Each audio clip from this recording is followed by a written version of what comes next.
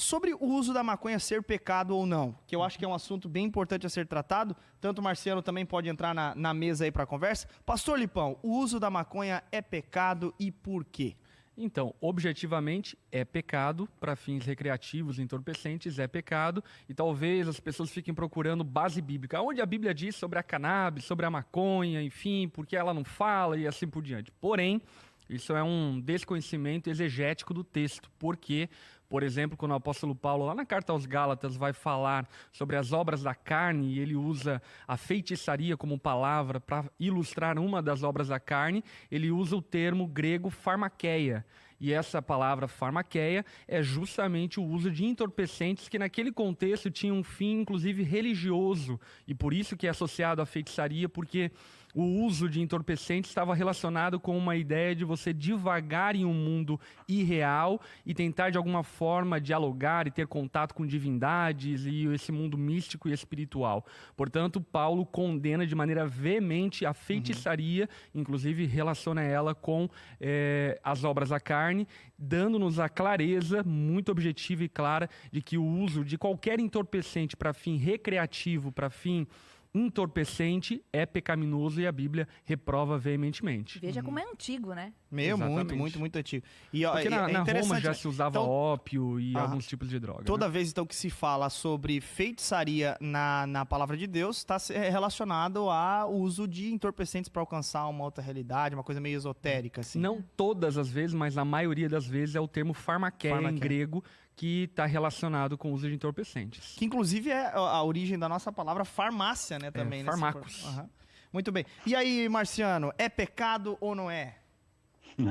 Então, eu vou na mesma pegada, essa ideia. Eu acho que a dificuldade que nós temos, assim, é de compreender que nós vivemos numa sociedade completamente diferente do que se vivia tempos atrás. Então, algumas coisas, o pessoal às vezes me pergunta, mas e o uso religioso, por exemplo, foi citado aqui, né? Eu até diria que se nós ficarmos focados na ideia do uso religioso, não seria um problema. Cuidado com o que eu vou falar. Por exemplo, o uso de maconha em algumas tribos, que era usado. Era usado dentro de um rito, dentro de um momento, na lua tal e assim por diante. Dificilmente a gente não tem relatos, por exemplo, de dependência de alguma substância dessa por uso, porque era um uso bem pontual para aquele momento. E, inclusive, não poderia ser usado, por exemplo, por crianças. Somente aqueles autorizados pelo líder religioso daquela tribo, daquela localidade. Então, o que se tenta, às vezes, é trazer, não, mas se faz uso de forma milenar e tal. É verdade, mas era um uso muito restrito. Nós não temos relato, por exemplo, de dependência, nem mesmo de álcool, por exemplo, a não ser pós-revolução industrial. Olha que coisa interessante.